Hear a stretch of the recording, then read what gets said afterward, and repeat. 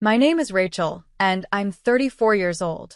The day my parents told me my dying son wasn't worth investing in, something inside me shattered. They had no problem spending $250,000 on my sister's fairy tale wedding, imported flowers, designer dresses, champagne fountains, but when I begged them for help to save my 7-year-old's life, they called it a bad investment. I never imagined that strangers on the internet would show more love to my child than his own grandparents, or that the family who flaunted their wealth would one day stand at my door with nothing but a suitcase and desperation. What happened next taught me that sometimes the cruelest lesson you can give someone is showing them the grace they never showed you. If you're watching this, let me know in the comments if you've ever had a moment that made you stop seeking approval from people who never wanted to give it, and like and subscribe for more stories. Every beep of a hospital monitor feels like a countdown. I've learned to measure my life in heartbeats now, not my own but Ethan's. Each steady rhythm from the machine beside his bed is a small victory, a temporary promise that we'll have another day together. But lately, those beeps have been growing irregular, like a song losing its tune. My name is Rachel, and I'm 34 years old. Most days, I feel twice that age. The mirror in the hospital bathroom shows dark circles under my eyes that no amount of concealer can hide anymore, and my hands shake from too much coffee and not enough sleep. I work 2 jobs, hospital receptionist during the day, grocery cashier at night. The irony isn't lost on me that I spend my days surrounded by doctors I can't afford. Ethan is 7 years old. He has his father's dark curls and my stubborn chin, and a smile that could light up the darkest room. He also has congenital heart failure, a ticking time bomb in his tiny chest that we've been fighting since he was born. Today, I'm sitting across from Dr. Patel in his sterile office, and I already know from his expression that the news isn't good. He's a kind man, mid-50s with salt and pepper hair and gentle eyes that have delivered too many difficult diagnoses. He folds his hands on the desk between us, and I brace myself. Rachel, I'm not going to sugarcoat this, he begins, his voice calm but firm. Ethan's condition has deteriorated significantly over the past 2 months.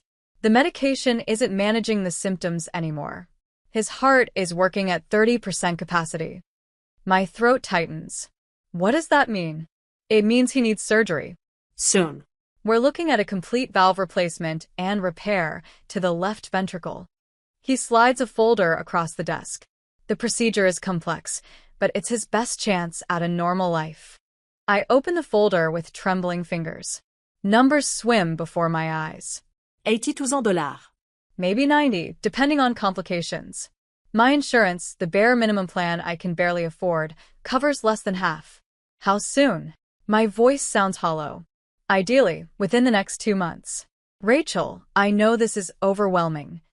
I'll find a way. The words come out automatically, a mother's reflex. But inside, I'm drowning. Dr. Patel's expression softens. There are payment plans, foundations we can reach out to. You don't have to do this alone. But I do. I always have. That night, after my shift at the grocery store ends at 11, I sit in my car in the empty parking lot, staring at my phone. The screen glows in the darkness, showing my parents' contact information. My finger hovers over the call button for a full minute before I finally press it. It rings 4 times. I'm about to hang up when my mother's voice answers, clipped and slightly annoyed. Rachel, do you know what time it is? Mom, I'm sorry. I need to talk to you and Dad. It's about Ethan. A sigh. Hold on. I hear muffled voices, then my father's gruff tone comes on the line. Rachel, what's going on? I close my eyes and force the words out. Ethan needs surgery. His heart is failing. It's going to cost about $80,000 after insurance, and I don't have it. I've been working doubles, but I can't save fast enough, and the doctors say we're running out of time. Silence stretches across the line. In the background, I can hear the television, some late-night talk show laugh track. How much are you short? Dad finally asks. 40,000. Maybe 50 if there are complications. Another long pause. Mom's voice comes through now, sharper. We've helped you before, Rachel. When you got pregnant, when you insisted on keeping the baby, even though we advised against it. He's your grandson. My voice cracks. And we love him, she says, but there's no warmth in it. But we can't keep bailing you out of situations you've created for yourself. Created? He has a genetic condition. You made your choices, Dad interrupts. You chose to be a single mother. You chose not to finish college. You chose this life. The words hit like physical blows. I grip the steering wheel until my knuckles turn white. Please, I whisper. He's 7 years old. He's your grandson. I'm begging you. We'll think about it, Mom says. But you need to understand, we have our own obligations. We'll call you back. The line goes dead. I sit there in the darkness for a long time, watching my breath fog the windshield. Eventually, I drive home to my one-bedroom apartment, where Ethan is sleeping on the pull-out couch, watched over by Mrs. Chun from next door who charges me $20 a night. Money I can barely spare. The next morning, exhausted from maybe 3 hours of sleep, I make Ethan breakfast and scroll through my phone while he eats his cereal. That's when I see it, my sister Vanessa's latest Instagram post. The photo shows her at some upscale brunch spot, champagne flute raised, her engagement ring catching the light. The caption reads, 127 days until I become Mrs. Logan Hartwell. Wedding planning is so exhausting but so worth it. Ring sparkles clinking glasses. The comments below are full of heart emojis and congratulations. There are photos of venue tours, a sprawling seaside resort with marble fountains. Another post shows fabric swatches for bridesmaid dresses, each one costing more than my monthly rent. Mom, Ethan's voice breaks through my spiraling thoughts. You okay? I snap the phone face down on the table and force a smile. Of course, sweetheart. Eat up. We need to get you to school.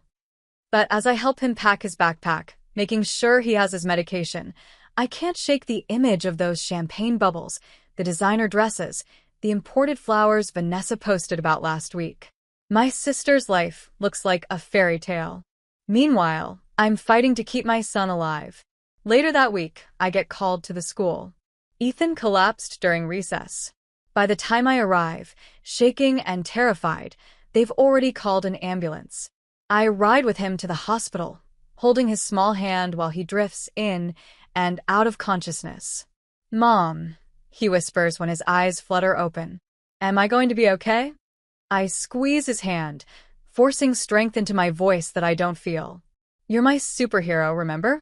And heroes don't give up. He manages a weak smile before his eyes close again.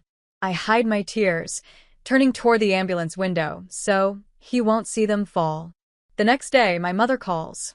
Your father and I discussed it. Can you come over? We need to talk face to face. Hope surges in my chest. Maybe they've changed their minds. Maybe they understand the urgency now. I drive to their house in the suburbs, the same house I grew up in, though it feels less like home with every visit. The neighborhood is pristine, all manicured lawns and luxury cars and driveways. Their kitchen gleams with granite countertops and stainless steel appliances. Mom has fresh flowers on the table, probably arranged by her florist. They're already seated when I arrive, like executives waiting for a board meeting. Mom gestures to a chair across from them. I sit, my heart pounding. Dad clears his throat. We've thought about your situation, Rachel, and we've discussed our finances extensively. We want to help, Mom adds quickly. Of course we do. But you have to understand, we can't justify that kind of money for... She pauses, searching for the word. Uncertainty.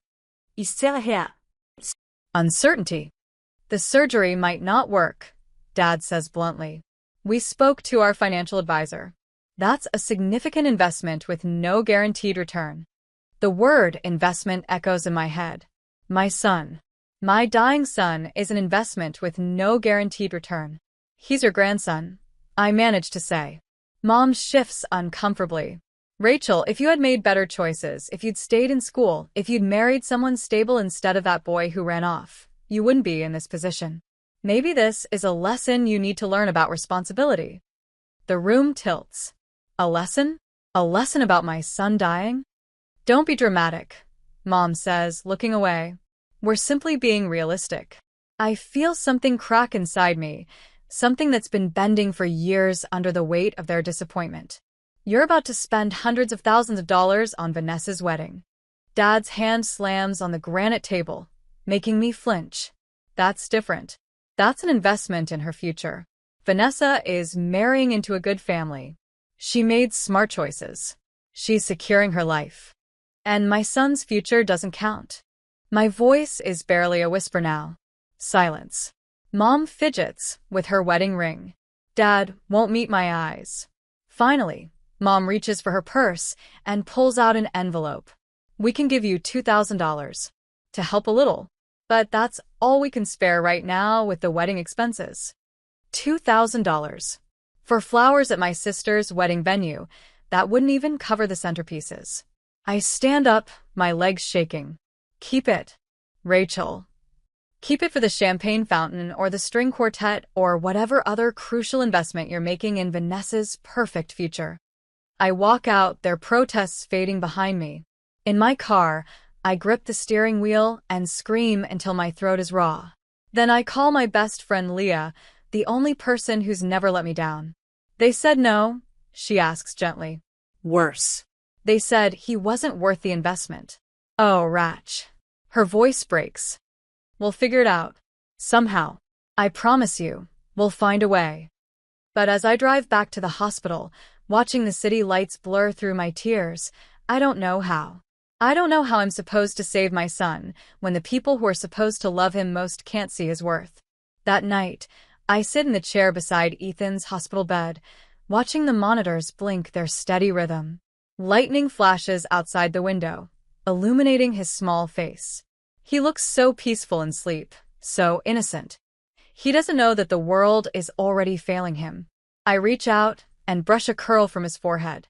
Hang on, baby, I whisper. Mommy will find a way. Outside, thunder rumbles like a promise or a threat. I stare at my reflection in the dark window, pale, exhausted, alone. But in my eyes, I see something new. Not just desperation anymore. Determination. If my family won't fight for him, I will. And I'll remember every single person who turned their back when we needed them most. The GoFundMe page takes me 2 hours to set up. I'm not good with technology, and every word feels like I'm begging, exposing our pain to strangers. But pride is a luxury I can't afford anymore.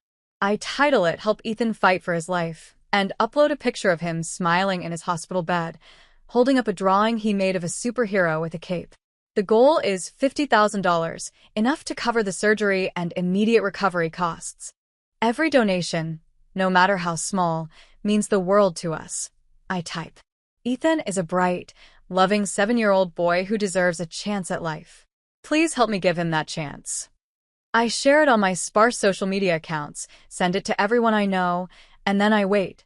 The first donation comes in at 2 a.m., $25 from someone named Jennifer M., who writes, "Praying for your sweet boy." I cry so hard I wake up Ethan, who's sleeping beside me in the hospital room. He asks if I'm okay, and I tell him yes. These are happy tears. Over the next few days, donations trickle in slowly. $50 here, $100 there. My coworkers contribute what they can. Leah sets up a bake sale at her office. Mrs. Chen from next door donates $200, money I know she doesn't have to spare. Each name, each amount, feels sacred.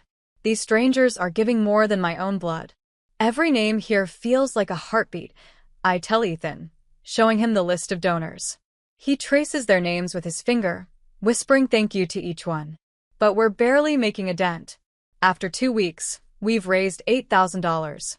We need $42,000 more, and time is running out. Dr. Patel has scheduled the surgery for 6 weeks from now, the absolute latest they can safely wait. Then, at work one day, my coworker Maya pulls me aside during my break. She looks uncomfortable, fidgeting with her coffee cup. Rachel, I wanted to tell you something. I probably shouldn't, but I feel like you should know. She glances around the empty break room. Your sister's been posting about her wedding. A lot. And people are talking. My stomach drops. What are they saying? The budget. She posted about it in some wedding planning group, and someone screenshot it. Rachel, they're spending $250,000. The number doesn't even seem real. $250,000. For one day. One party. I sit down heavily in the plastic chair. Maya continues, her voice gentle. I just thought you should know. I'm sorry. That night, I can't help myself. I create a fake profile and find the wedding planning group Maya mentioned. There it is, my sister's post, dated 3 days ago. Finally finalized the budget. $250,000 might seem like a lot to some, but Logan and I wanted our day to be perfect. No regrets. The imported orchids alone are $30,000, but they'll be stunning. Only 6 months to go. Bouquet bride with veil. The comments are full of people congratulating her, calling her a queen, sharing their own wedding fantasies. I scroll through her recent posts. Pictures of her dress fitting, a designer gown that cost $40,000. The venue, a 5-star seaside resort with a private beach. Menu tastings featuring Wagyu beef and lobster. A live band from Nashville. Custom cocktails named after their love story. I close the app, my hands shaking. I look at Ethan sleeping on my pull-out couch, his chest rising and falling with effort even in sleep. Then I look at the pile of medical bills on my kitchen counter, the past due notices I've been ignoring, the GoFundMe page open on my laptop showing our devastating progress bar. You're buying petals while my boy fights to breathe. I whisper into the darkness. The next day, my mother shows up at the hospital with a fruit basket. It's expensive, from that boutique place downtown, wrapped in cellophane with a big bow. She sets it on the counter and glances at Ethan, but she doesn't go near his bed. She doesn't ask how he's feeling. She doesn't touch him. I was in the neighborhood, she says, smoothing her designer blouse. Thought I'd stop by. Thanks for the basket, I say flatly. Of course, sweetie. She pauses, then launches into what she really came to say. So, Vanessa's big day is coming up fast. Just 6 months now. We're finalizing the seating chart this weekend. You'll be there, right? It's important to her. And family photos matter so much. I stare at her in disbelief. My son is dying in a hospital bed 3 feet away from us, and she's talking about seating charts. I don't know if I can make it, Mom. Her expression tightens. Rachel, she's your sister. This is the most important day of her life. And this is life or death for your grandson. She glances at Ethan, uncomfortable, then back at me. Well, the wedding is in 6 months. Surely things will be resolved by then. One way or another. One way or another. As if whether my son lives or dies is just a scheduling concern. We'll see, I say, my voice hollow. After she leaves, I sit beside Ethan's bed and cry silently, my face buried in my hands. His small fingers find mine. Don't be sad, Mommy, he whispers. Grandma's just excited about the wedding. Weddings make people happy. If only he knew that his life was worth less to them than imported flowers. The following week, I try one last avenue, a medical loan. I spend my lunch break at the bank, filling out applications, providing pay stubs from both jobs, bank statements showing my pathetic balance. The loan officer is sympathetic but realistic.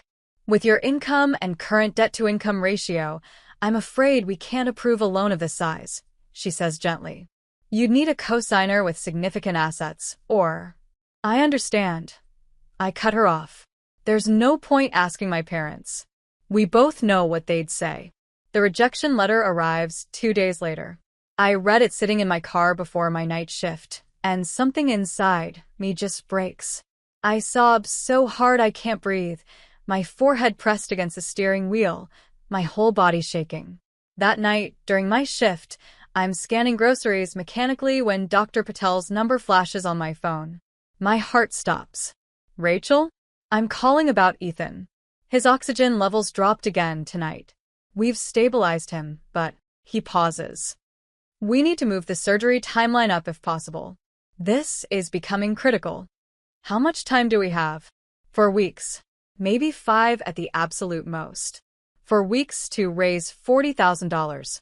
It's impossible. I'll make it happen, I hear myself say. After my shift, I return to the hospital, still in my grocery store uniform. Ethan is sleeping, oxygen mask on his face, monitors beeping frantically when his levels drop. I watch nurses rush in twice during the night to adjust his medication. The next morning, Dr. Patel pulls me aside. His voice is low, almost conspiratorial. Rachel, I'm going to see if our hospital foundation can help. There's a fund for cases like this. But I have to be honest, the approval process can take weeks, and the amounts are usually partial, not full coverage. Anything helps, I whisper. Thank you. He squeezes my shoulder. That boy is a fighter, just like his mother. Time becomes a blur. I work, I sit with Ethan, I refresh the GoFundMe page obsessively. 11,000 now. 13,000. The number climbs so slowly while the surgery date rushes toward us like a train. Then the wedding invitation arrives.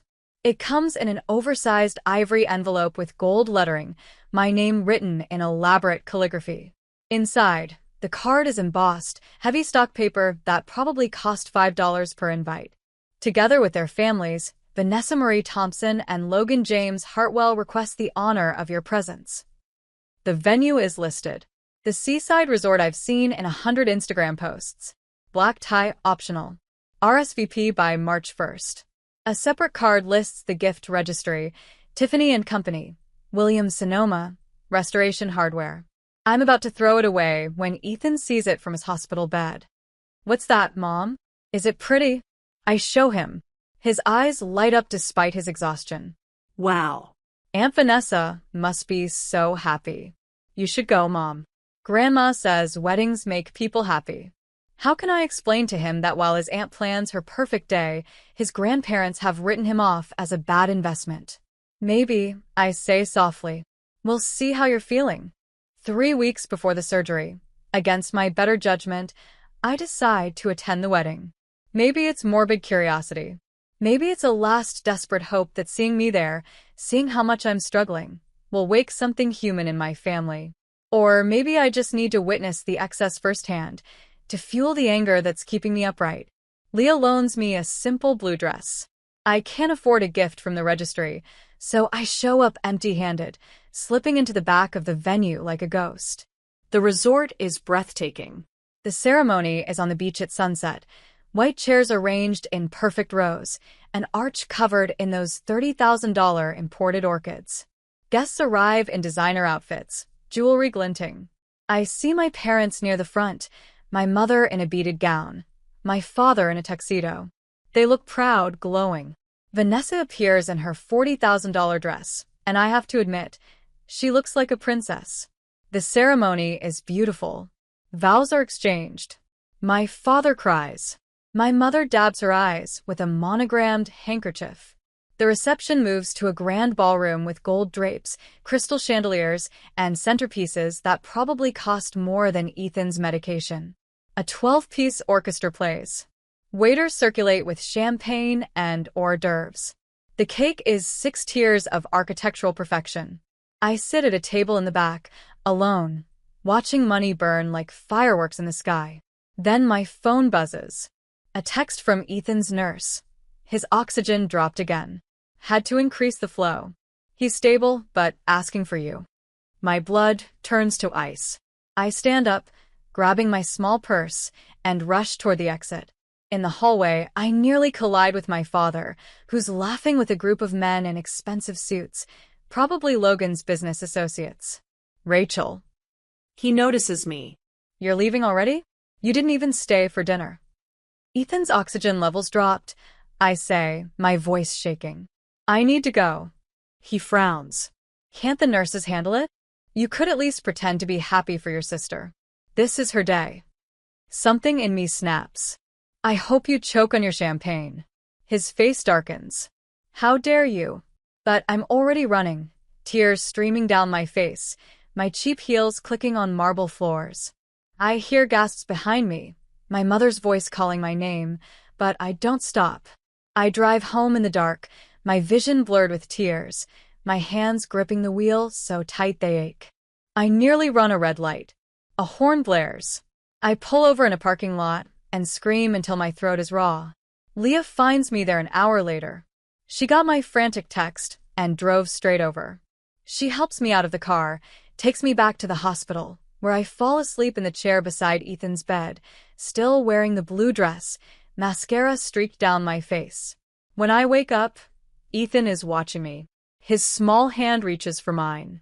"Mom," he whispers, his voice weak. "If I don't wake up one day, don't cry, okay?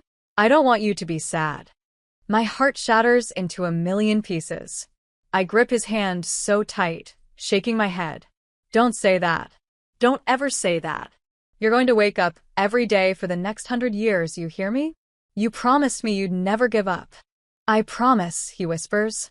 "I'm sorry. You have nothing to be sorry for, baby. Nothing. You're the bravest person I've ever known." He smiles weakly and closes his eyes. I watch his chest rise and fall, counting each breath like prayer beads, begging the God I'm not sure I believe in anymore to let us have just a little more time. Outside the window, the city glitters with light and life and people celebrating in expensive dresses and tuxedos, toasting to futures that seem guaranteed. And here we are, my son and I, fighting for every heartbeat in a room that smells like antiseptic and fear. The wedding photos start appearing online the next day. Vanessa looks radiant. My parents beam in every shot. There's a photo of the cake cutting, the first dance, fireworks exploding over the ocean. I close my phone and make a decision. If my family won't fight for Ethan, the world will have to know why. 3 days after the wedding, I wake up to a notification that makes my heart stop. GoFundMe. New donation, $10,000. I blink at my phone screen, certain I'm misreading it. $10,000. From a single donor. The name listed is simply, "A friend who knows." My hands shake as I open the message attached to the donation. Some battles shouldn't be fought alone. Keep fighting for him. I immediately send a message through the platform. "Please, who are you? I need to thank you properly. This means everything to us." No response comes. I refresh the page over and over throughout the day, waiting for a reply that never arrives. Leah suggests it might be someone from the hospital, maybe a wealthy patient who heard our story. Dr. Patel denies knowing anything about it. The mystery donor remains silent. But the money is real. $23,000 now. We're nearly halfway there. For the first time in months, I let myself feel something dangerous. Hope. A week later, Leah calls me at work, her voice urgent. "Rachel, you need to see this. I'm sending you a link." The article appears on my phone screen. Local tech CEO under investigation for financial fraud. The CEO's name is Logan Hartwell. My brother-in-law. Vanessa's perfect husband of exactly 12 days. I read through the article with growing disbelief. Federal investigators are looking into Logan's company for misappropriating investor funds, falsifying financial statements, and running what appears to be a sophisticated embezzlement scheme. The article estimates the fraud at over $5 million. "Oh my God," I whisper. Leah's voice is grim. "That wedding? That $250,000 fairy tale? It was probably built on stolen money." I think about my parents' investment in Vanessa's future. About their financial advisor telling them Ethan wasn't worth the risk. They bet everything on the wrong horse, and they don't even know it yet. I should feel vindicated. Instead, I just feel tired. That night, the hospital erupts into chaos. I'm dozing in the chair beside Ethan's bed when alarms start screaming. His heart rate spikes on the monitor, 180, 190, 200 beats per minute. His small body convulses. "Ethan," I scream, lurching to my feet. Nurses flood into the room. Dr. Patel appears, barking orders. Someone pulls me back as they swarm around my son. "We need to intubate. Get the crash cart." Starting compressions. The world tilts. I watch them perform CPR on my baby, his little chest compressing under their hands, and I can't breathe, can't think, can't do anything but pray to every God I've ever heard of. "Please, please, please." After what feels like hours but is probably only minutes, Dr. Patel steps back. The monitor shows a rhythm again. Erratic but there. Ethan is unconscious, a breathing tube down his throat, but alive. Dr. Patel's face is grave when he pulls me into the hallway. "Rachel, we can't wait any longer. We need to do the surgery this week. Tomorrow, if possible. But we don't have enough. I've spoken with the hospital administration. Between the foundation, your fundraiser, and a payment plan we're willing to arrange, we can make it work. But we're out of time. If we wait, there might not be another chance. I nod, unable to speak. He squeezes my shoulder and walks away. I stand in that sterile hallway, fluorescent lights buzzing overhead, and I make a decision. I pull out my phone and drive to my parents' house at 3 in the morning. The mansion is dark when I arrive. I lean on the doorbell until lights start turning on. My father opens the door in his robe, bleary-eyed and angry. Rachel? What the hell? He almost died tonight. My voice is eerily calm. They had to perform CPR on your grandson. He's 7 years old, and they were doing chest compressions because his heart stopped beating. My mother appears behind him, clutching her silk robe.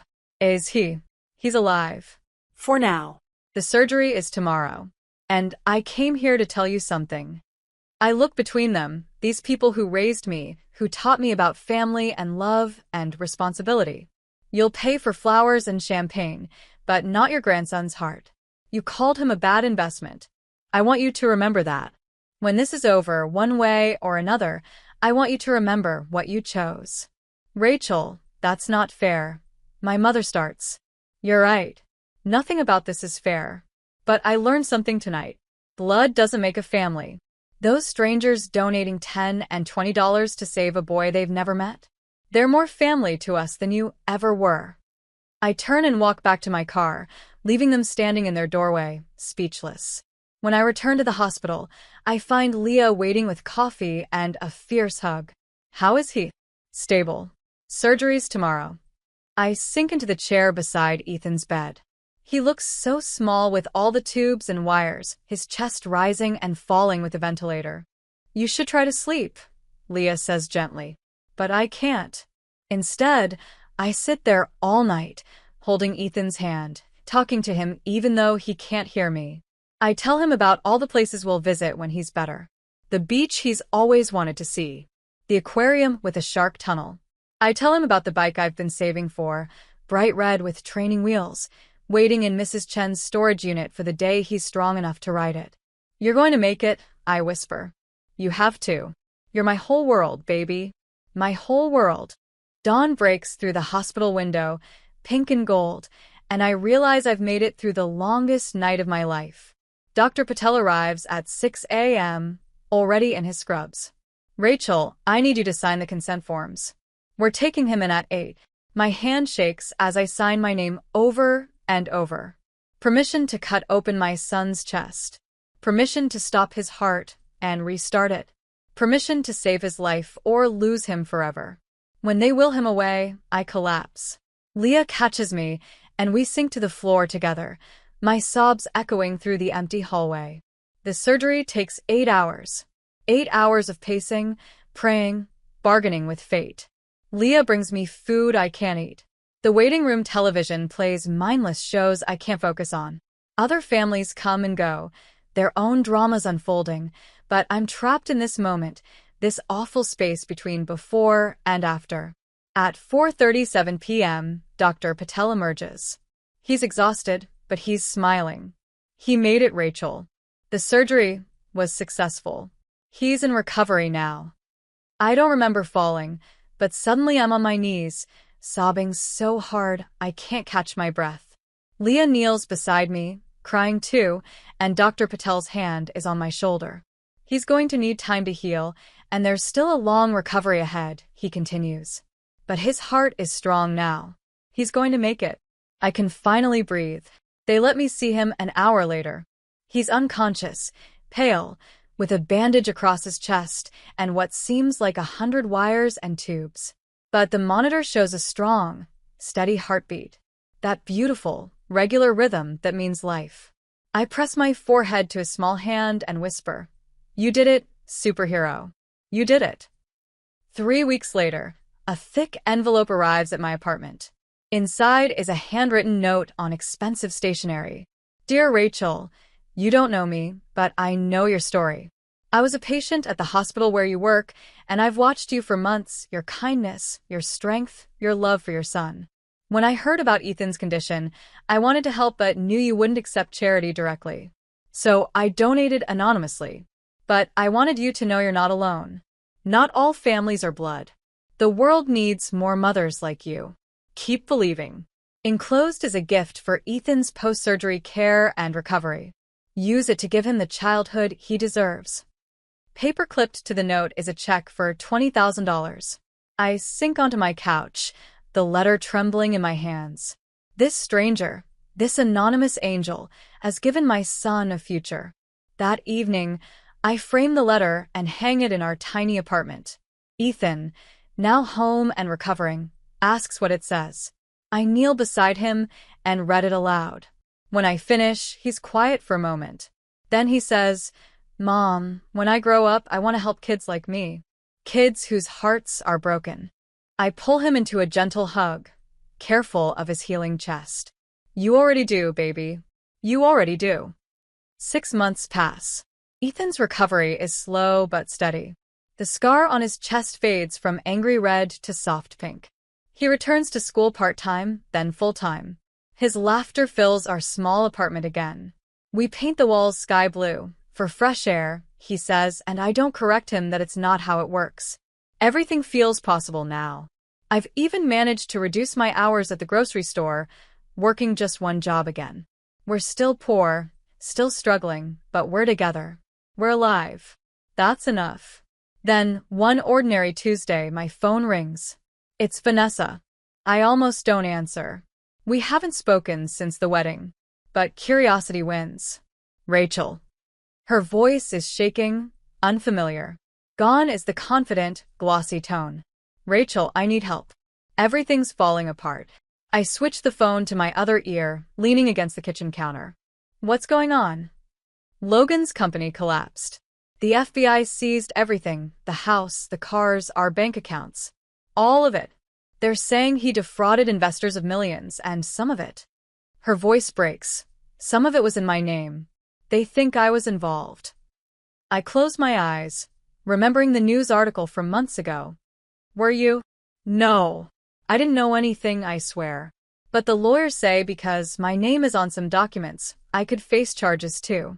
She's crying now, ugly sobs that make her sound young and scared. I don't know what to do.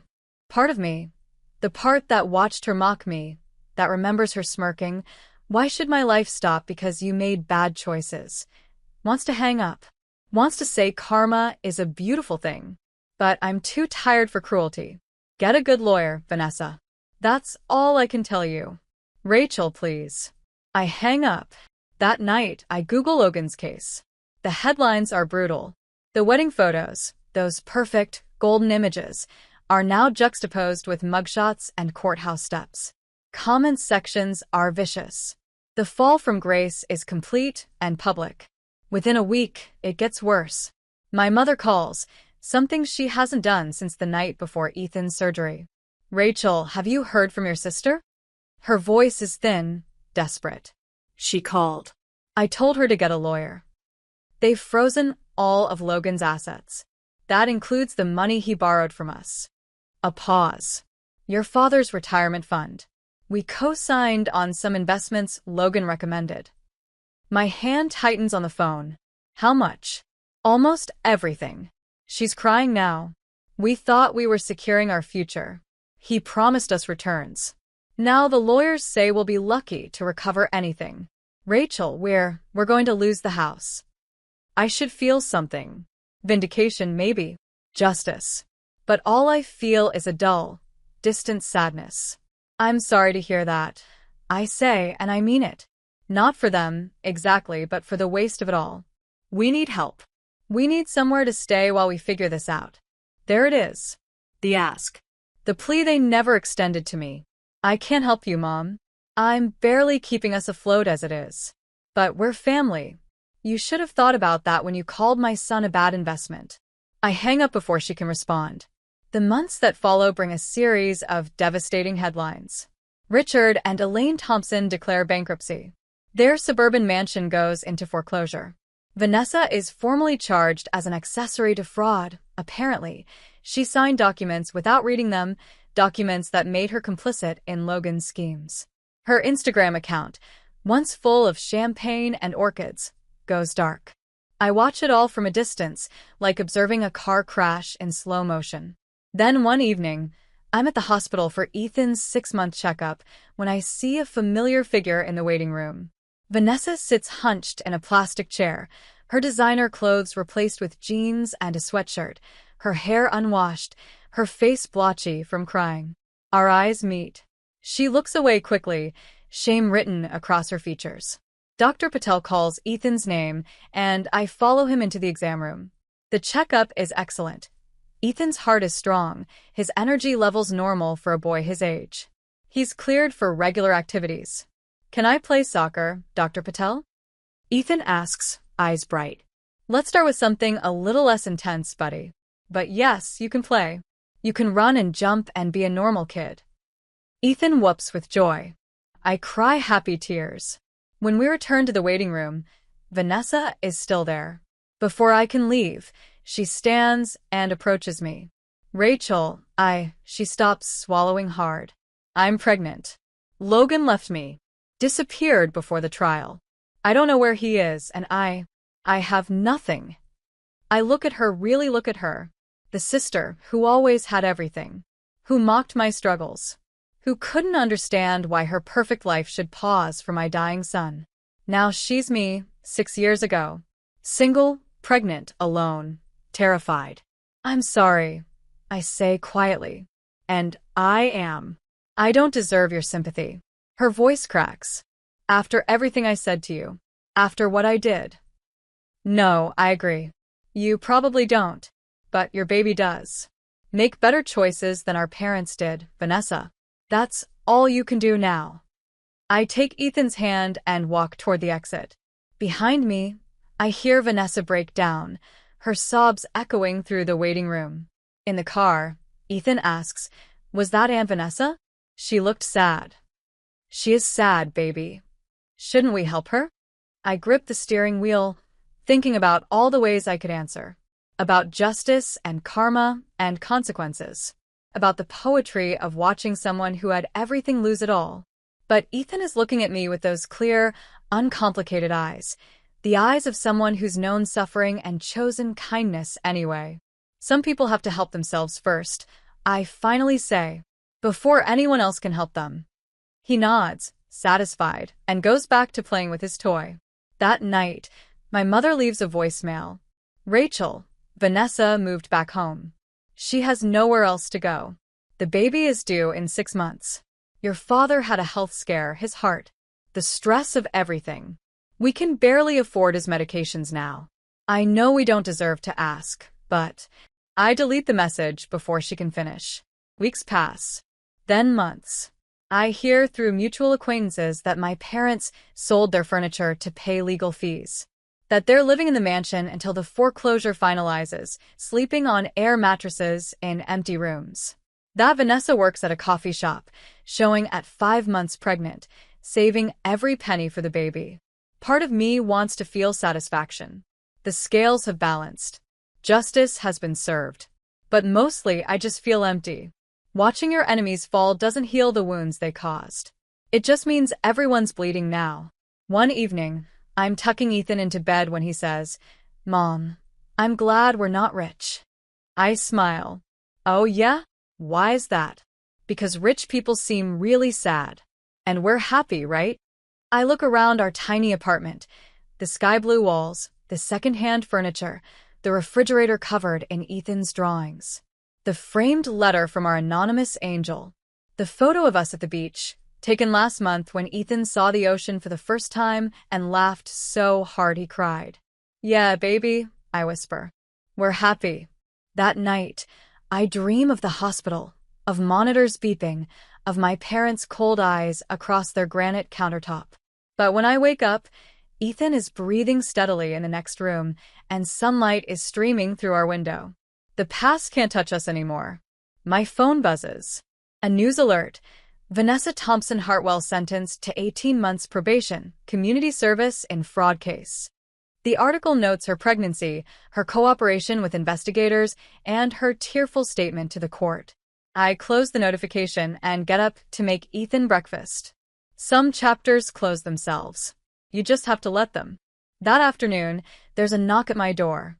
I open it to find my parents standing there, thinner, older, clutching a single worn suitcase. My father's face is gray, exhausted. My mother's designer clothes have been replaced with discount store basics. Elaine's voice is barely a whisper. Rachel, we have nowhere else to go. The house is gone. We're being evicted tomorrow. Your father's heart condition is getting worse, and we can't afford treatment. Please. Just for a little while. I stand in the doorway, one hand on the frame, looking at these people who gave me life and taught me everything about what love isn't. The past floods back. Hospital nights, slammed doors, bad investment, wedding fireworks while my son fought to breathe. Behind me, Ethan calls out, "Mom? Who's at the door?" I look at my parents, really look at them, and see two broken people who built their lives on sand and are finally understanding what it means when the tide comes in. I don't know yet. I call back to Ethan. And I close the door to think. I stand frozen in my doorway, the past and present colliding in my chest like thunder. The hallway light spills over my parents. Richard, grayer and thinner than I remember, his shoulders hunched in defeat. Elaine, without her pearls and designer labels, just a tired woman in discount store clothes. They clutch a single battered suitcase between them. Behind me, Ethan's footsteps pad across the floor. "Mom? Who is it?" I don't turn around. My voice comes out flat, hollow. "No one you need to remember." Elaine flinches at the words. Richard stares at his shoes. "Rachel, please." My mother's voice trembles. "Just for tonight. We have nowhere else. The shelters are full, and with your father's heart condition." His heart condition. I repeat the word slowly, tasting the irony. Funny how hearts become important when they're yours. "We deserve that," Richard says quietly. It's the first time I've ever heard him admit fault for anything. "We deserve everything you're thinking right now." Ethan tugs at my sleeve. "Mom, it's really cold out. Maybe they can sleep on the couch." The child they abandoned to die is showing more compassion than they ever showed him. The burn of that irony sears through me. I look down at my son, his clear eyes, his open heart, the scar on his chest hidden beneath his pajamas. He survived because strangers cared more than his own blood. And now those same people who called him a bad investment need the investment they threw away. I step aside. "One night," I say, my voice ice. "That's all." Relief floods their faces. They shuffle inside, and I'm struck by how small they seem now. The towering figures of my childhood have shrunk into fragile, broken people. I gesture toward the couch. "There's a bathroom down the hall. I'll get you some blankets." "Thank you," Elaine whispers. "Thank you, Rachel." I don't respond. Thank you means nothing when you've already taken everything. I reheat leftover soup while Elaine sits stiffly at my small kitchen table, her eyes darting around the modest apartment. She takes in the second-hand furniture, the peeling linoleum, the cramped space that's somehow 10 times warmer than her former mansion. "It's small," she murmurs, then catches herself. "But it's cozy. It's home," I say flatly, setting bowls in front of them. Richard says nothing. He eats mechanically, his hands shaking slightly. I notice the tremor, the gray pallor of his skin. His heart condition is real, then. Not just an excuse. Ethan chatters through dinner, oblivious to the tension crackling through the air. He talks about school, his friends, his upcoming soccer tryouts. Soccer, he can finally play because his heart is strong now. My parents listen with strained smiles, probably remembering that they weren't there for any of it.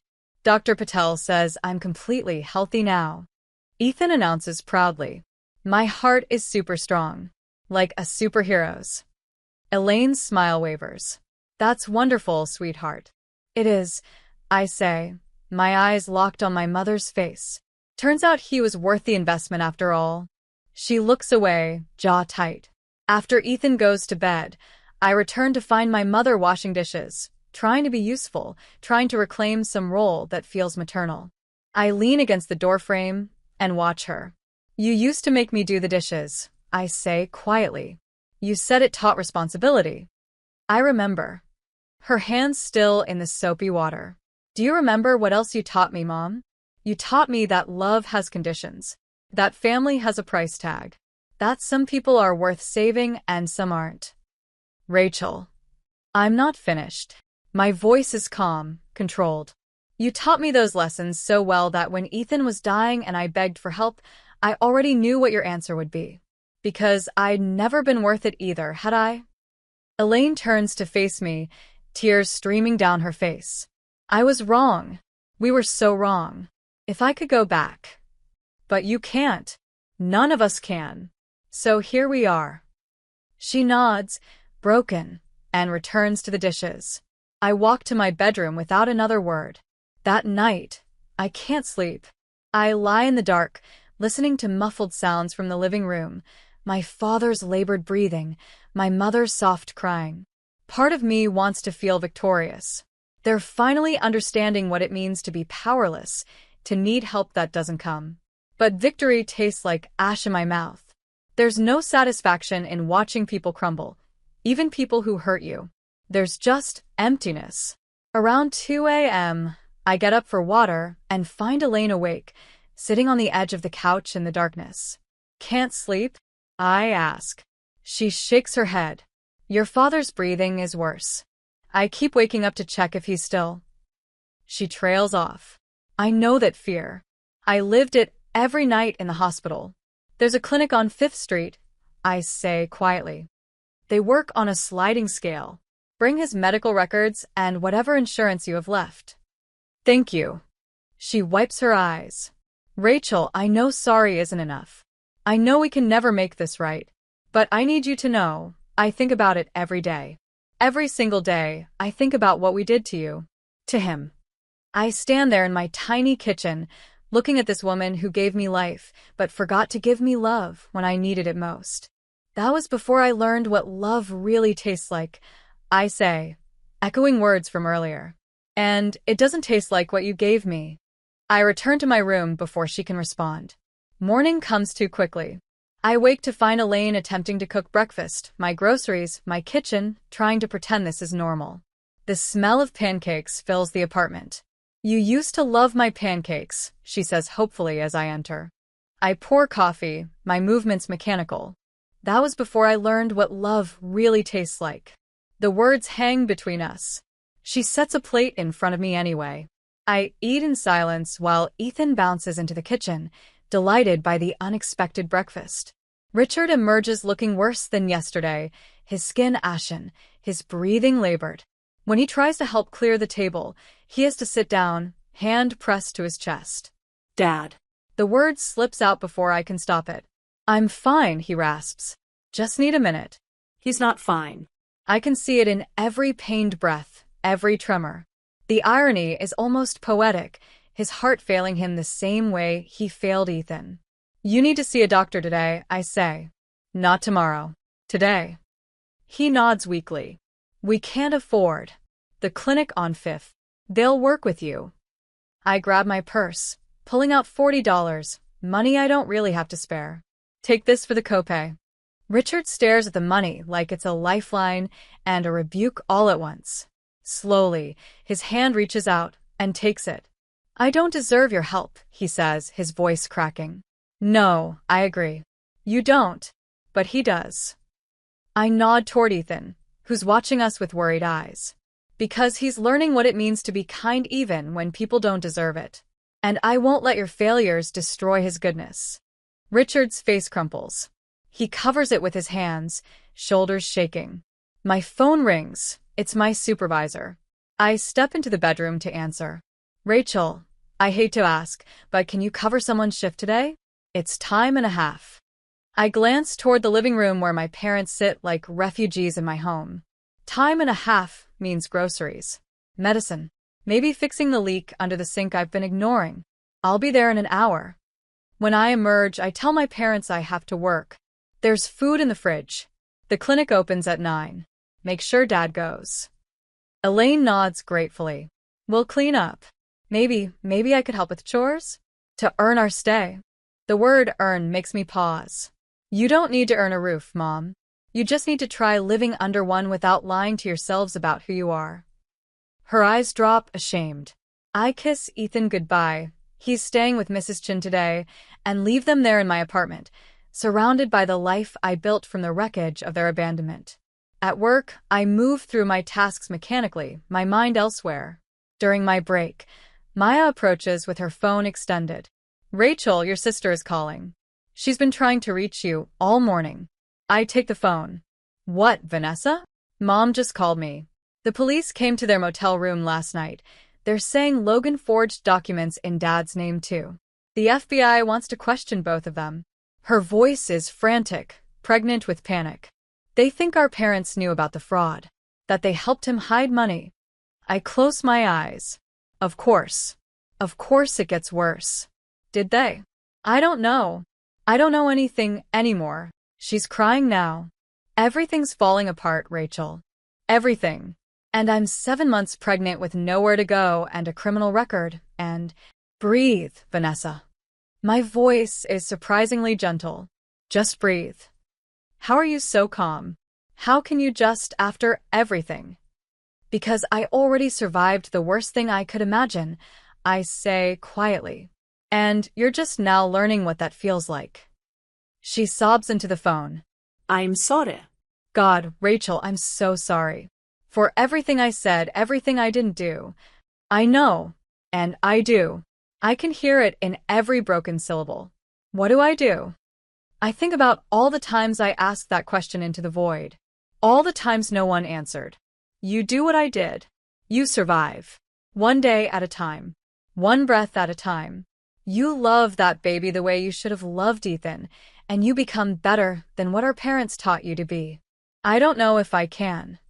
You don't have a choice. I hang up and return to work, but the words echo in my head. You don't have a choice. None of us ever really did. When I get home that evening, I find my apartment spotless. The dishes are done, the floors swept, the bathroom cleaned. My parents sit quietly on the couch, looking smaller somehow. How'd it go at the clinic? I ask. Richard's voice is hoarse. They prescribed medication. Put me on a waiting list for a cardiologist. Said my heart is. He pauses, damaged. Years of stress, they said. Bad cholesterol. They want to run more tests. They need $700 for the tests, Elaine adds quietly. We don't have it. I sink into a chair, exhausted. $700. For the parents who wouldn't spend $40,000 to save their grandson. I heard about the FBI investigation.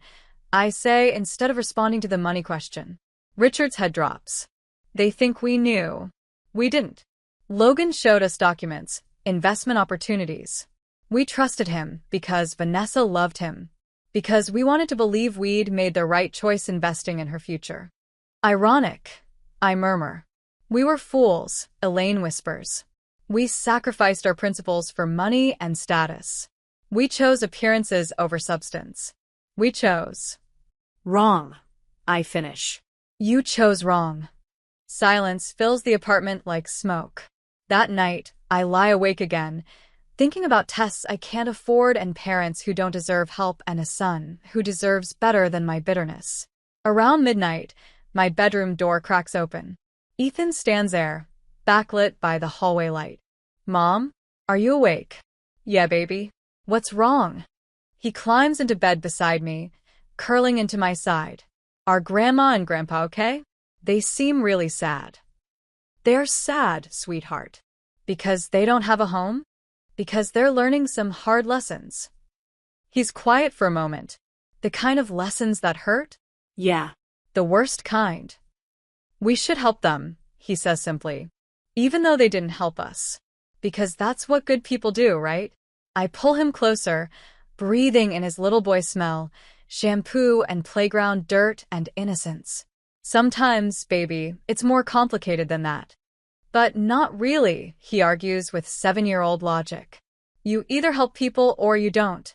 You taught me that. God, the things children remember. The lessons they hold you to. Go back to bed, sweetheart. We'll figure it out tomorrow. He kisses my cheek and pads back to his room.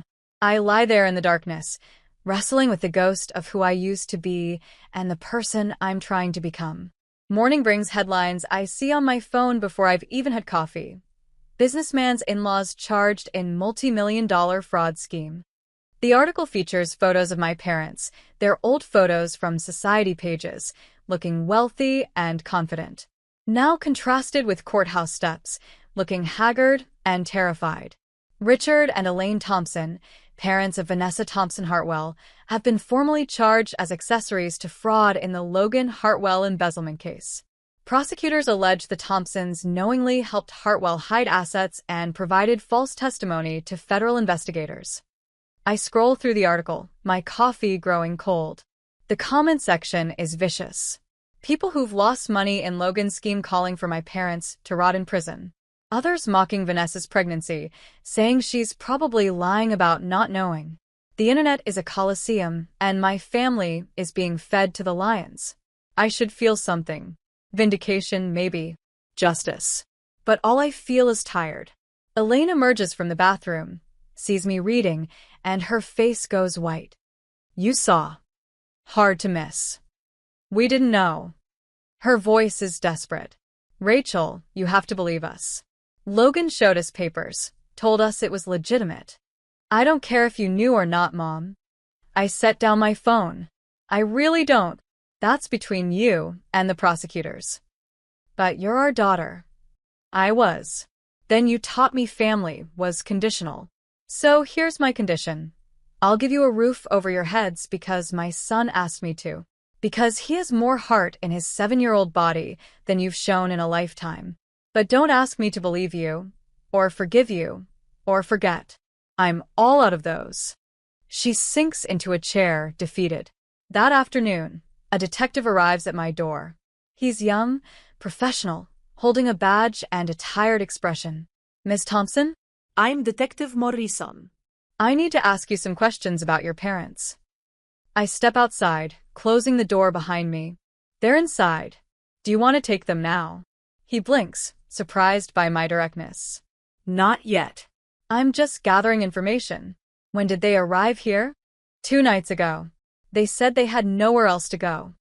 Have they mentioned anything about Logan Hartwell's business dealings? Any documents, accounts, storage units? No. And I wouldn't tell you if they had.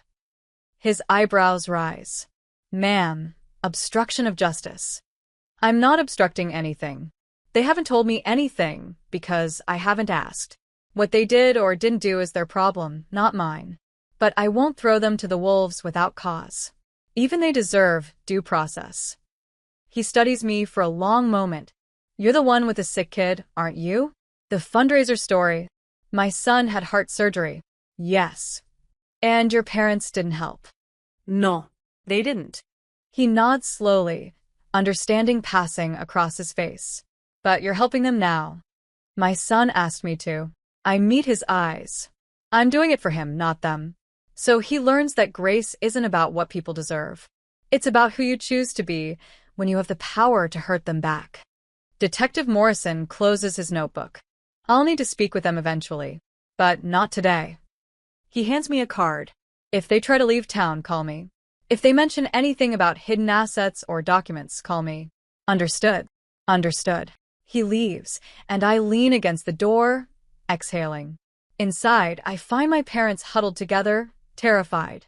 What did he want? Richard asks. To know if you've told me anything. I said no. Rachel. I don't want to know. Whatever you did or didn't do, that's yours to carry. I have enough weight. Days blur together. My parents exist in my apartment like ghosts, quiet, helpful, desperately trying to make themselves useful. Elaine cooks meals I don't ask for. Richard fixes the leak under my sink, his hands shaking from medication side effects. They're trying to earn their keep, to prove their worth through chores and silence. Ethan loves having them around. He doesn't remember the hospital nights, the abandonment. To him, they're just sad old people who need help. His innocence is both beautiful and heartbreaking. Then, 3 weeks after they arrived, Vanessa appears at my door. She's 8 months pregnant now, her belly huge under a secondhand maternity dress. Her hair is pulled back, no makeup, dark circles under her eyes. She looks like I did 2 years ago, broke, exhausted, desperate. "Can I come in?" she asks quietly. I step aside. Inside, she sees our parents on the couch and freezes. "You're here?" "Rachel's letting us stay," Elaine says, her voice small. "Just temporarily." Vanessa looks at me, disbelief written across her face. "After everything they did to you? After what they said about Ethan?" "What can I say?" I shrug. I'm a slow learner. She sinks into a chair, one hand on her swollen belly. "The prosecutor offered me a deal. Testify against Logan and the charges get reduced to probation and community service. But they want me to testify against Mom and Dad too." The room goes silent. Elaine's face drains of color. Richard's hands clench. "Will you?" I ask. "I don't know." Tears stream down Vanessa's face. "I don't know what's true anymore. Logan told me so many lies. Mom and Dad seemed to believe him. Maybe we were all fools, or maybe I'm the only one stupid enough to believe in fairy tales. What does your lawyer say?" "Take the deal. Save myself and the baby. Let everyone else burn." I look at my parents, 2 people who chose wrong, who hurt people who are finally facing consequences. Then I look at Vanessa, pregnant and alone, making the same impossible choices I once made. "Do you know if they actually helped him?" I ask. "Not what you suspect. What you know." She shakes her head. "I don't know anything anymore." "Then tell the truth. Whatever that is. The truth is the only thing that matters." What if the truth destroys them? I think about hospital nights, about begging for help, about Ethan's heartbeat faltering while champagne bottles popped at a wedding, about doors being closed in my face. Then it destroys them. I say quietly. "We all live with the consequences of our choices, Vanessa. All of us." She nods, wiping her eyes. "When did you get so strong?" "When I had to be. You will too." After Vanessa leaves, the apartment feels suffocating. Elaine is crying. Richard stares at the wall. I take Ethan to the park just to breathe. We sit on a bench while he plays on the swings. Another mother sits beside me, her toddler in the sandbox. "Beautiful day," she says conversationally. Yeah. I watch Ethan laugh, his joy uncomplicated. "Your son seems happy." He is. Finally. I smile. He had heart surgery last year. Almost didn't make it. Oh my God. That must have been terrifying. It was. But we survived. Family help you through it? I pause, considering. No. Strangers did. People I'd never met donated money, time, prayers. They saved him when my own blood wouldn't. She's quiet for a moment. That's beautiful. And terrible. Yeah. Both things can be true. Ethan runs over, breathless and grinning. Mom. "Did you see how high I went?" "I saw, baby. You were flying." He hugs me tight, then runs back to the swings. The other mother smiles. "You're a good mom." He knows he's loved. "That's all that matters," I say. And I mean it. When we return home, there's a message on my phone from Dr. Patel. "Rachel, I wanted to let you know, your story was cited at a medical conference on family dynamics and patient outcomes. They're asking if you'd be willing to speak at their next event. It's paid. Call me if you're interested." I listen to the message twice, then save it. That evening, after Ethan goes to bed, I find my parents in the living room, both of them awake, staring at nothing. "We're going to lose the trial," Richard says without preamble. "Our lawyer says the evidence is substantial. Even if we didn't knowingly help Logan, we signed documents, provided references, moved money. In the eyes of the law, we're complicit. What's the sentence? 5 years. Maybe less with good behavior." His voice breaks. "I'll die in prison, Rachel. My heart won't last." Elaine sobs into her hands. I should feel triumphant. Justice served. The people who called my son a bad investment finally paying the price. But sitting here, watching 2 broken people face their ending, I just feel empty. You made your choices, I say quietly. Both of you. You chose status over substance, money over morals, Vanessa over Ethan, Logan over truth. And now you're paying for it. That's not my fault, and it's not my responsibility to fix. We know, Elaine whispers. God, Rachel, we know. But I pause, the word heavy on my tongue. Ethan asked me to help you. So tomorrow I'll call Dr. Patel. See if he knows any pro bono lawyers who handle medical cases. Get Dad's heart looked at properly. Because my son deserves to learn that mercy isn't about what people earn. It's about who we choose to be. They both stare at me, stunned. Why? Richard manages. I think about Ethan's scar, about strangers' donations, about anonymous angels, and the difference between blood and family. Because he was my only investment, I say softly. And he paid back with life, with goodness, with a heart bigger than all of ours combined. I won't let your failures corrupt his kindness. I stand and walk to my bedroom, leaving them in the darkness with their tears and their regrets. Behind my closed door, I lean against the wall and finally let myself cry. Not for them. For the girl I used to be, who wanted her parents' love. For the woman I became, who learned to live without it. And for my son, who's teaching me that sometimes the hardest thing and the right thing are the same thing. Outside my window, the city glitters with light and life. Somewhere out there, people are celebrating. Somewhere, people are suffering. And here we are in this tiny apartment, learning what it means to survive the people who are supposed to love you most. My phone buzzes.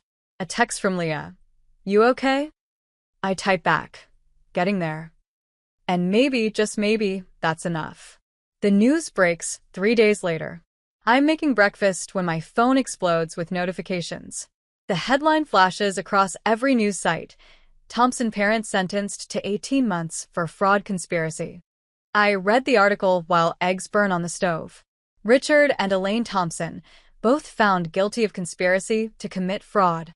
18 months in minimum security, 3 years probation, full restitution of funds. The judge cited their age and cooperation but said accountability was necessary.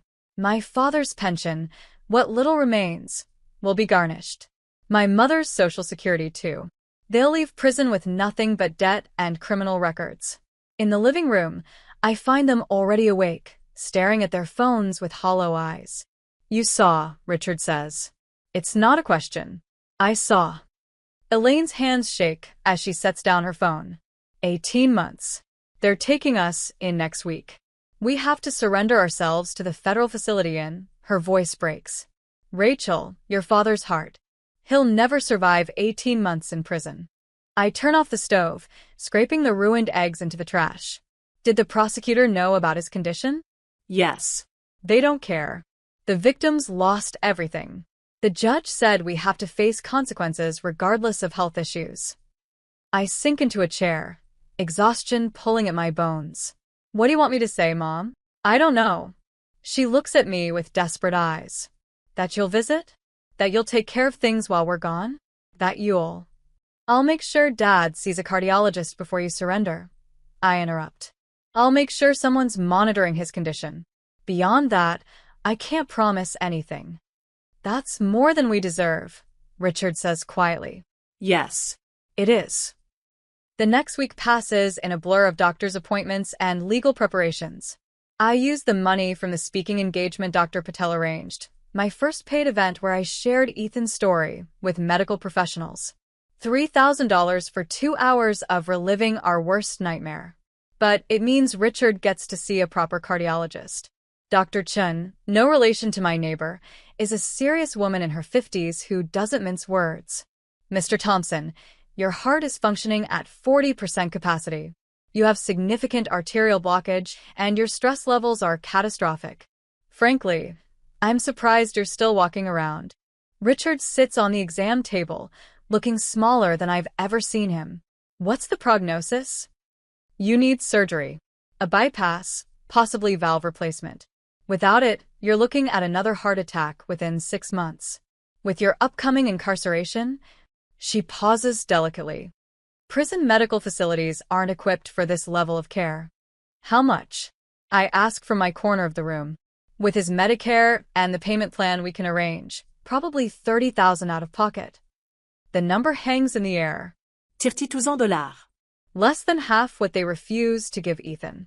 Less than they spent on Vanessa's wedding flowers. Richard looks at me, something broken in his eyes. I can't ask.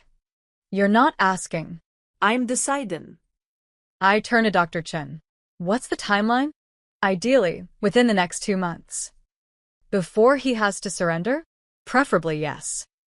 I make the decision in that sterile exam room, watching my father struggle to breathe, remembering Ethan's monitors beeping their desperate rhythm. Schedule it, I say. I'll figure out the money. Dr. Chen nods and leaves to make arrangements. Richard stares at me, tears streaming down his face. Why, he whispers. After everything we did to you, to Ethan, why would you help me? I think about Ethan's drawing on our refrigerator, the big red heart labeled MOM plus me equals home. About the letter from our anonymous angel. About strangers who gave $20 to save a boy they'd never meet. Because you called my son a bad investment, I say quietly. And I need to prove you wrong. Not just about him, about what it means to have value as a human being. You taught me people are only worth what they can give you. I'm teaching Ethan different. By saving the man who let his grandson almost die. By showing him that grace isn't about evening scores. It's about breaking cycles. I stand, grabbing my purse. The surgery is scheduled for 3 weeks from now. You'll recover for 2 weeks, then you'll turn yourself in. And maybe, just maybe, you'll survive long enough to understand what you did wrong. I leave him there, crying in that exam room, and drive to the hospital where this all began. Dr. Patel meets me in his office, the same office where he first told me Ethan needed surgery. The same desk, the same gentle eyes, the same quiet strength. Rachel, I got your message. You want to do another speaking engagement? As many as you can book. I need $30,000 in 2 months. He leans back, studying me. For your father's surgery. Yes. The same father who called Ethan a bad investment. The same one. Silence stretches between us. Finally, he leans forward, hands folded. You know, in all my years of medicine, I've seen a lot of families. The good, the bad, the complicated. But I've never seen someone with as much capacity for grace as you have. It doesn't feel like grace. It feels like I'm teaching my son a lesson I'm not sure I believe in. What lesson is that? That people deserve help even when they don't deserve forgiveness. Dr. Patel smiles sadly. That's exactly grace, Rachel. Doing the right thing even when everything in you screams to do otherwise. He pulls up his calendar. I can get you 3 speaking engagements, medical conferences, patient advocacy groups. They pay between $2,000 and $5,000 each. It'll get you close. I'll take them all. Over the next 3 weeks, I tell her story again and again. Hospital conference rooms, university lecture halls, patient advocacy summits. Each time, I stand before strangers and expose our darkest moments, the beeping monitors, the desperate GoFundMe, the family who chose champagne over heartbeats. The audiences gasp, cry, applaud. They tell me I'm inspiring, that I'm strong, that Ethan is lucky to have me. But after each speech, I sit in my car and feel hollow. Because every dollar I earn goes towards saving the man who didn't think my son was worth saving. Ethan notices I'm gone more. He asks why I'm so tired, why I cry in the shower when I think he can't hear. One night, he crawls into bed beside me. Mom, are you okay? Just tired, baby. Is it because of Grandpa's surgery? I'm always surprised by how much he understands. Yeah. It's a lot. But you're helping him anyway. Even though he didn't help me. I'm trying to. He's quiet for a moment, his small hand finding mine in the darkness. I think that makes you a superhero, Mom. Like the real kind. The kind who saves people even when it's hard. I pull him close, breathing in his innocence, his certainty that goodness has meaning. You're my superhero, I whisper. You survived. You taught me how to be strong. We're both superheroes then, he declares. Team Superheart. I laugh through tears. Team Superheart. I like that. The surgery happens on a gray Tuesday morning. Richard is terrified. I see it in every trembling hand, every shallow breath as they prep him. Elaine holds one hand. I hold the other. This broken family triangle trying to hold together. I don't deserve this, Richard says for the 100th time. No, I agree. You don't. But Ethan deserves to learn that love isn't transactional. So here we are. They wheel him away, and Elaine and I sit in the waiting room like strangers bound by biology and regret. Why are you really doing this? She asks after an hour of silence. I told you. For Ethan. I don't believe that's all of it. I think about my answer for a long time, watching families come and go, their own dramas unfolding. When Ethan was dying, I finally say, I became someone I didn't recognize. Desperate, angry, bitter. I hated you. I hated Dad. I hated Vanessa. I hated every person who had what I needed and wouldn't share it. I meet her eyes. That hate was eating me alive, Mom. It was poisoning everything good I was trying to build. So, I'm doing this to kill that hate. Not for you, for me. So I can look at my son and know I didn't let your cruelty turn me cruel. She nods slowly, tears sliding down her weathered face. For what it's worth, I'm proud of you.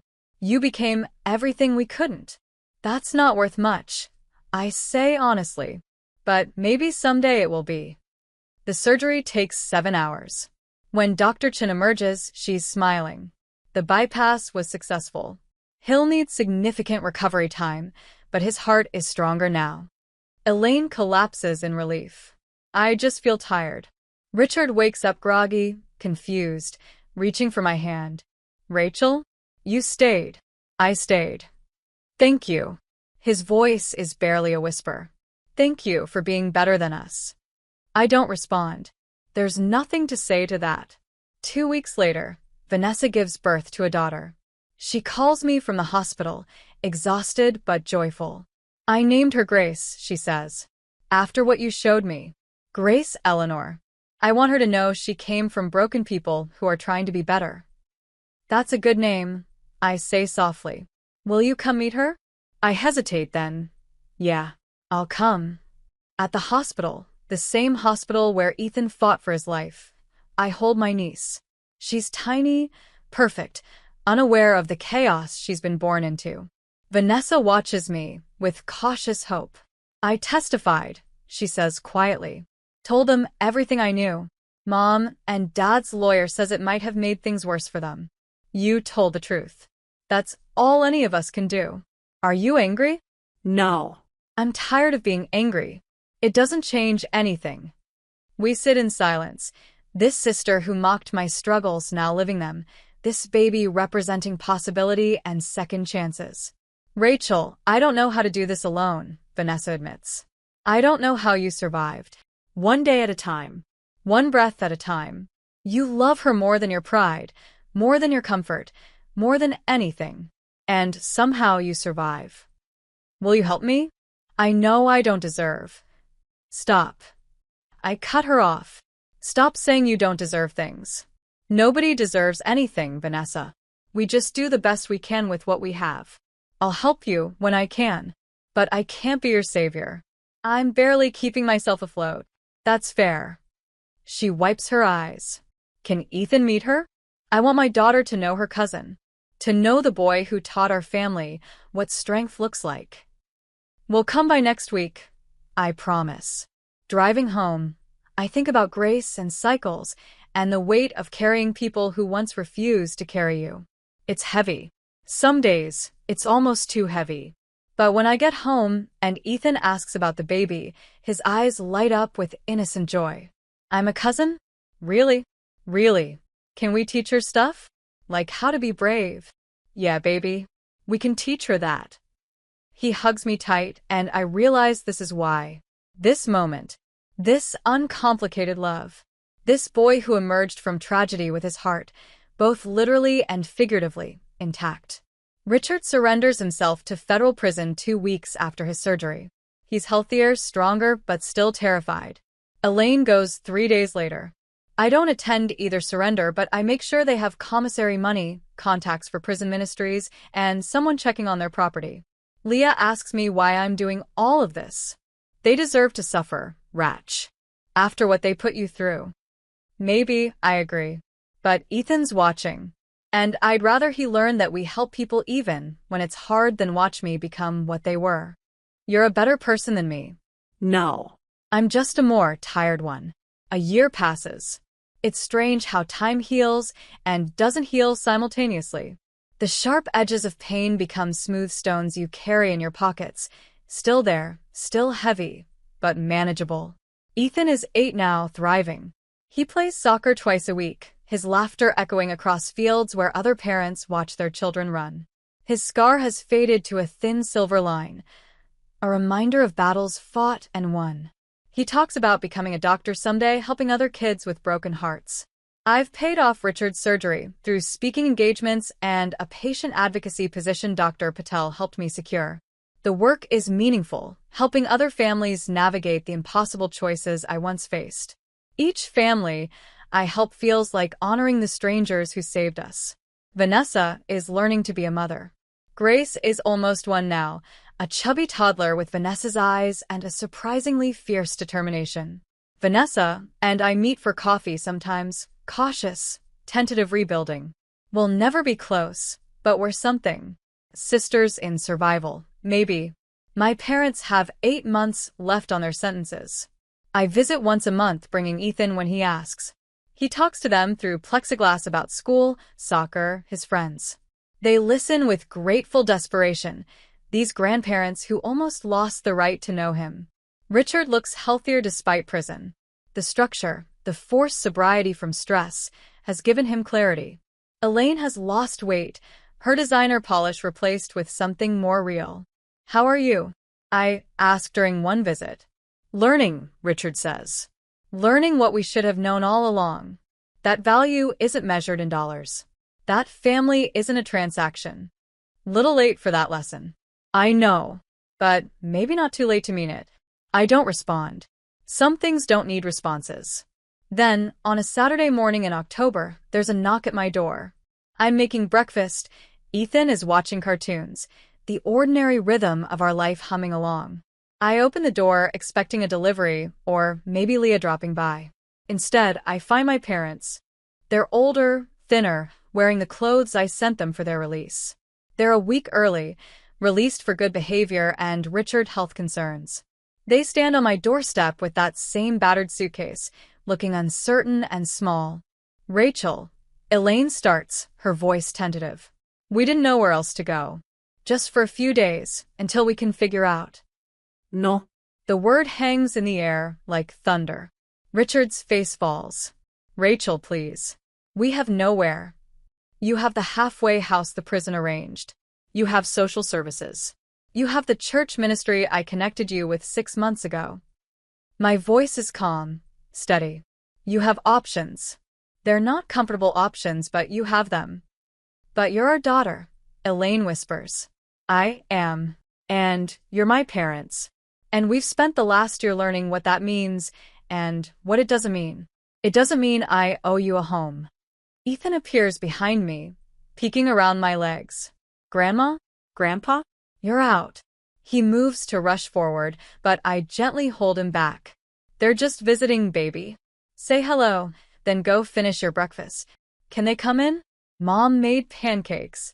I look at my parents, these people who gave me life, who broke my heart, who I've carried for the past year despite every reason not to. They have somewhere else to be, I say gently.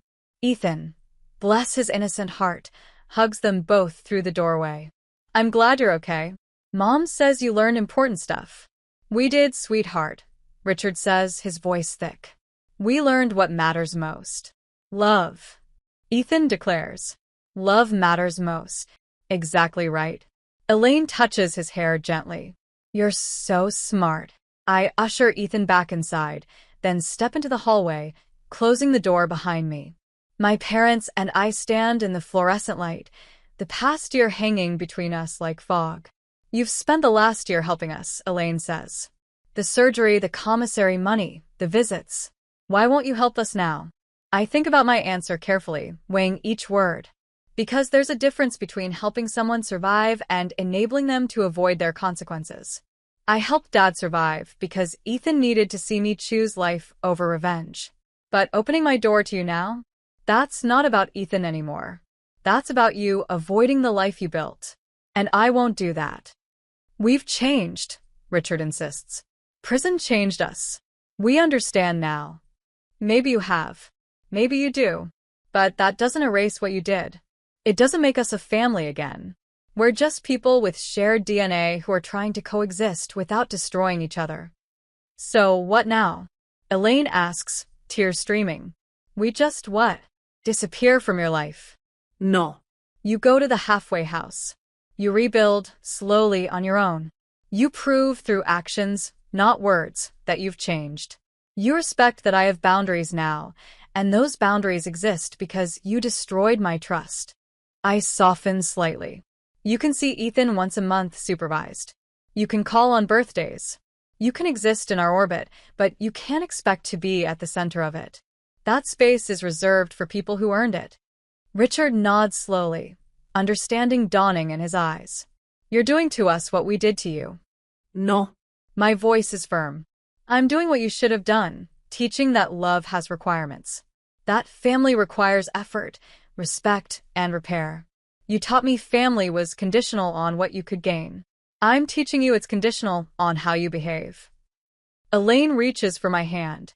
I let her take it, but don't squeeze back. Can we start over? She asks. Earn our way back. I think about Ethan's smile, about strangers' donations, about the anonymous angel who saved us, about the difference between blood and family. You can try. I say finally. But I'm not promising anything. You burned this bridge, Mom. If you want to rebuild it, that's on you. I'm done carrying the weight of your redemption. That's fair, Richard says quietly. More than fair. I release my mother's hand and reach for the door. The halfway house address is in the packet I sent you last week. There's a bus stop 2 blocks east. Take care of yourselves. Rachel, Elaine starts. Take care of each other, I interrupt. That's what family's for, right? The words echo what she once said to me, that horrible night when they refused to help Ethan. I see the recognition in her eyes, the pain of hearing her own cruelty reflected back. I open my door and step inside. Ethan is at the table, syrup-covered and smiling. Are Grandma and Grandpa coming in? He asks. Not today, baby. They have somewhere else they need to be. Oh. Okay. He returns to his pancakes, unconcerned. His capacity to accept and move on astounds me. I go to the window and watch my parents walk down the hallway, their silhouettes growing smaller. They pause at the elevator, Elaine leaning into Richard, both of them supporting each other. Then the elevator doors close, and they're gone. I lean against the window, forehead pressed to cool glass, and feel something release in my chest. Not forgiveness. I'm not sure I'll ever fully forgive. But release. The burden of their presence, their needs, their brokenness. It's not mine to carry anymore. Ethan comes over and hugs my waist. You okay, Mom? I pick him up, he's getting so big now, almost too heavy to lift, and hold him close. Yeah, baby. I'm okay. Better than okay. Because we're Team Superheart? Because we're Team Superheart. He wiggles down and runs to the refrigerator, pointing at his latest drawing. 2 stick figures, one big and one small, holding hands under a bright sun. Above them, in his careful second-grade handwriting, MOM plus me equals happy. I made it yesterday, he says proudly. Do you like it? I love it. It's perfect. And it is. This small apartment with its second-hand furniture and sky-blue walls. This life built from wreckage and strangers' kindness. This boy with a scar on his chest and a heart full of grace. My phone buzzes, a text from Leah. Coffee later? Want to hear how the parents' visit went? I text back. It went. I'll tell you over coffee. Thanks for being family when blood wasn't. Her response is immediate. Always. That's what real family does. I set down my phone and join Ethan at the table, stealing a bite of his pancakes. He laughs and pushes the plate toward me. We can share, Mom. We always share. Yeah, baby. We do. Outside, the October sun breaks through clouds, casting golden light through our window. Somewhere out there, my parents are navigating their new reality. Somewhere, Vanessa is learning to be a mother. Somewhere, the strangers who saved us are living their lives, unaware of the miracle they created. And here, in this small warm space, my son and I are simply existing, scarred but whole, broke but rich in the ways that matter, alone but never lonely. That evening, I frame Ethan's drawing and hang it next to the letter from our anonymous angel. Two reminders of what saved us, a stranger's grace and a child's love. As I tuck Ethan into bed, he asks, Mom, do you think Grandma and Grandpa will be okay? I think they'll figure it out, like we did. And if they don't, then that's sad, but it's not our responsibility to fix. He thinks about this, his young face serious. But we'll still love them, right? Even if we don't let them live here? Love and boundaries can exist together, baby. You can love someone and still protect yourself from them. Like a superhero's force field? I laugh softly. Exactly like that. He smiles, satisfied, and closes his eyes. Good night, Mom. I love you to the moon and the stars and back. I love you to everywhere and always, sweetheart. I watch him drift to sleep. This miracle child who taught me that survival is just the beginning. That grace is not about what people deserve, but who you choose to be. That sometimes the most powerful thing you can do is close a door gently but firmly and build a life on the other side. In the living room, I sit in the darkness, thinking about the past 2 years. The hospital nights, the GoFundMe donations, the wedding I walked out of, the surgery I funded, the door I just closed. Some doors close so better lives can begin. I whisper the words into the darkness, testing how they feel. They feel like truth, like freedom, like the end of carrying other people's weight, and the beginning of living light. My phone glows with a final notification, a message from the Patient Advocacy Network about a family who needs help navigating their child's heart surgery. Can I call them tomorrow? I respond, yes. I'll call them first thing. Because this is what we do with our pain. We transform it. We use it to light the way for others walking similar paths. We become the strangers who save people because strangers once saved us. I look around my small apartment, this space I've fought so hard to keep, to fill with love, to make safe. Home is not where your blood is. Home is where your heart heals. And mine, at last, is healing. Outside, the city settles into night. Inside, my son dreams of soccer fields and doctors' coats. And I sit in the quiet, finally at peace with the choices I've made, the boundaries I've set, the life I've built from ashes. They spent $250,000 on my sister's wedding and called my son's treatment a bad investment. But they were wrong about everything that mattered. Ethan wasn't an investment. He is priceless. And this life we've built, this messy, imperfect, beautiful life? It's worth more than all their champagne and orchids combined. I smile in the darkness, feeling the weight of the past finally release its grip. Some doors close so better lives can begin. This is my better life beginning. And I'm finally ready for it. If your family refused to save your dying child but then came to you for help years later, could you find it in your heart to choose mercy over revenge? Drop your thoughts in the comments below, hit that like button, and subscribe for more stories about the complicated truth of family, forgiveness, and what it really means to break generational cycles.